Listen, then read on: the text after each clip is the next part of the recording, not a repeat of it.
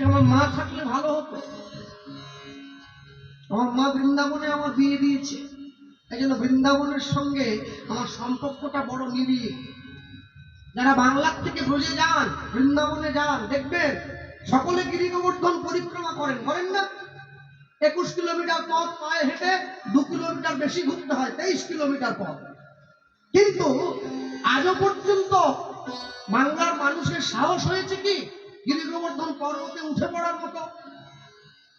কেউ করতে না, সবাই চারদিক দিয়ে ঘোরে গোল হয়ে। কিন্তু বৃন্দাবনের ছেলেরা ওরা ছুটে গিয়ে উঠে যায় খেলা করবার জন্য। তাহলে আমরা মানুষ, ওরা কি দেবতা নাকি? ওরা উঠে যাচ্ছে, আমরা পাচ্ছি না। আসলে কি জানেন, ওরা মনে মনে ভাবে ভগবান এখনো আমাদের সেই খেলার সাথী আছে। ভগবান ভগবান নয়, আমাদের ঘরের লোক। আমাদের ভালো হলেও তার দায়িত্ব, আমাদের মন্দ হলেও তার দায়িত্ব।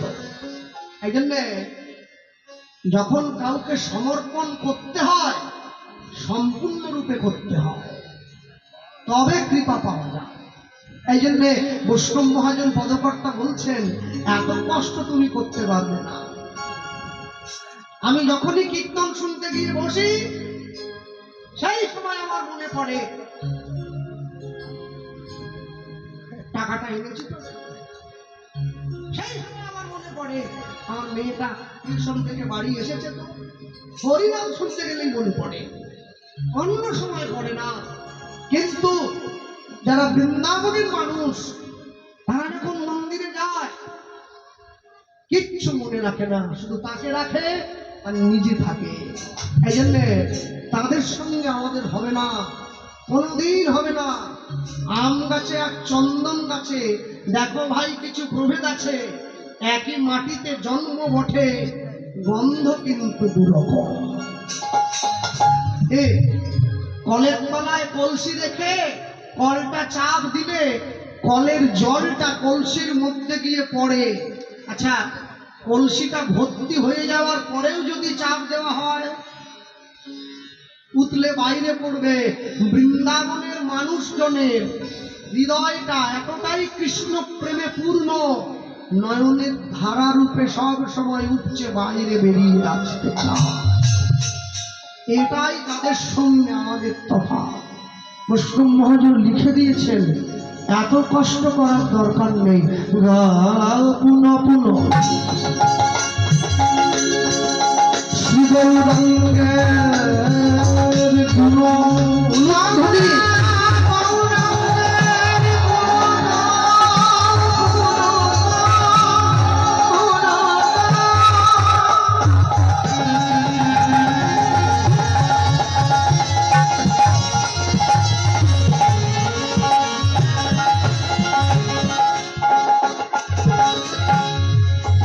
গৌরাঙ্গের গুণগান,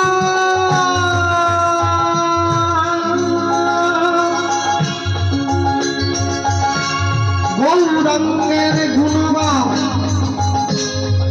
জানি তাই পুনঃ পুনঃ বারবার গাও গুণ।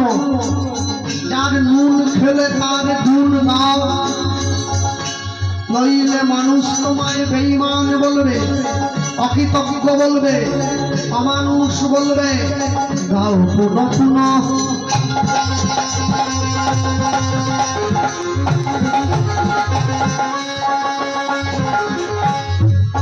শ্রী গৌরাঙ্গের গুণ নিতাই গৌর হরি হরি বল।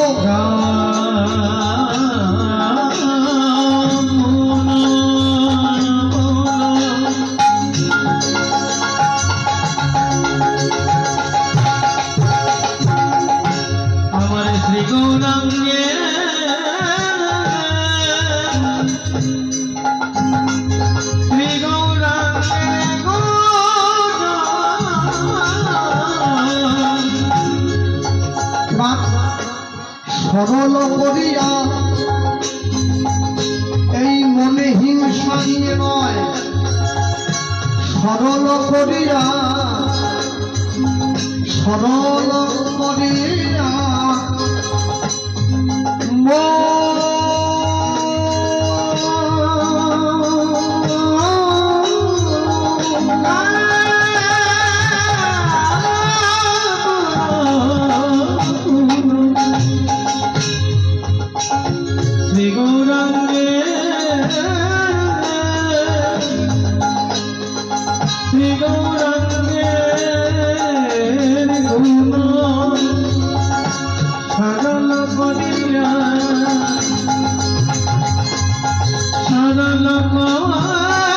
করিয়া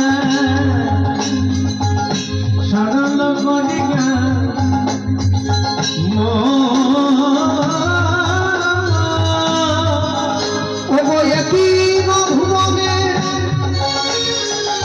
আমি আমার দয়া না দেখার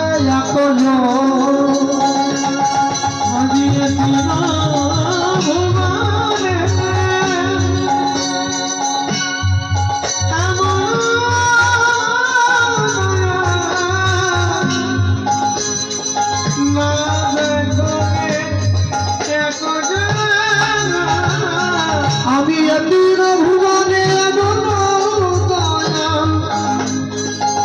না দেখার এদিন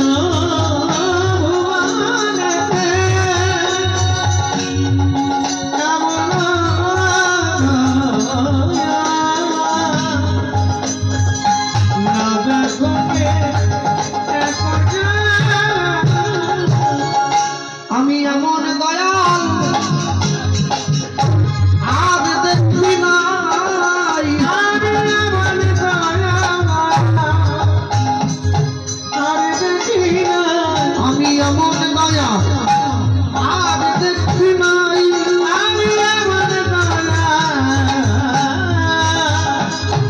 আজ দেখি নাই যে জন্মাদ খাবে পায়ে ধরে প্রেম বিলাবে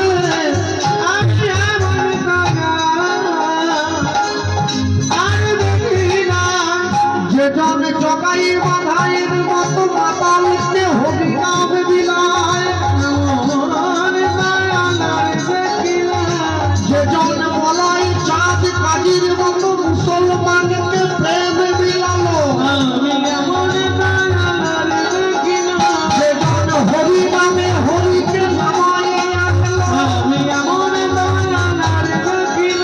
জীবের হাতে ধরি দয়াল পায়ে পড়িল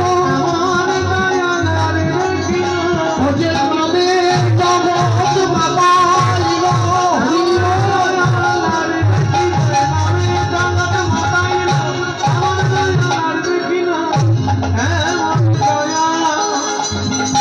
আর দেখি নাই এদিন ভুবনে এমন দয়া না দেখে এদিন ভুবনে এমন দয়া না দেখে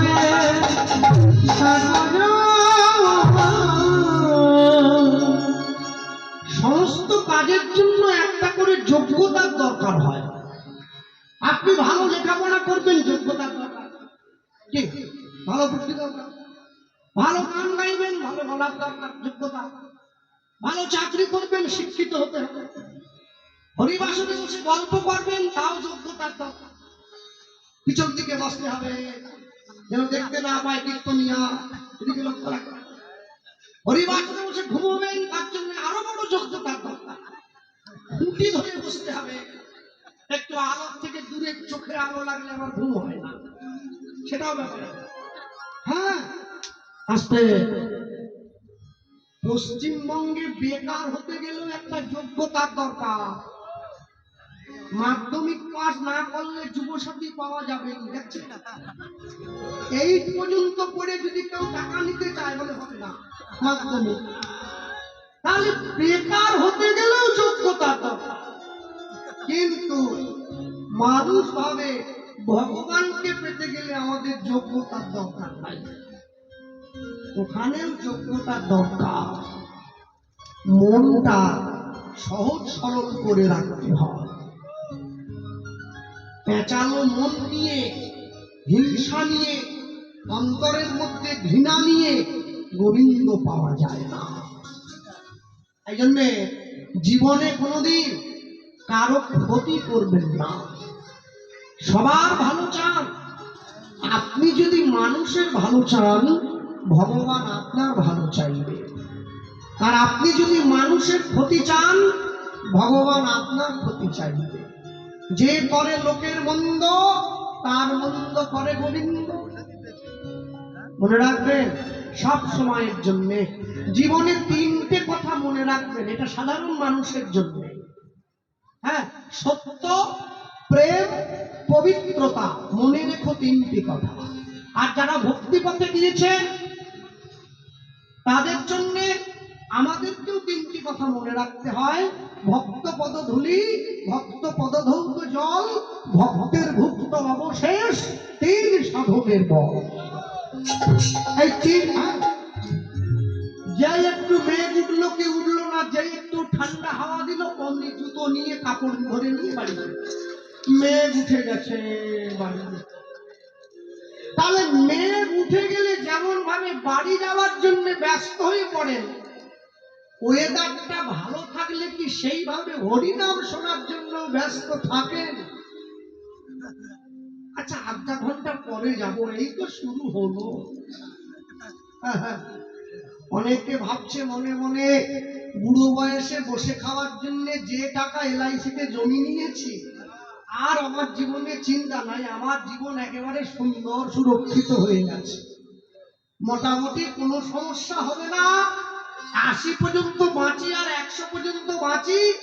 যার কাছে মানে আমার যে এলআইসি এজেন্ট আছে সে বলে গেছে প্রতি মাসে আপনি 30,000 করে টাকা পাবেন, চিন্তা করবেন না। তাহলে আর চিন্তা কি?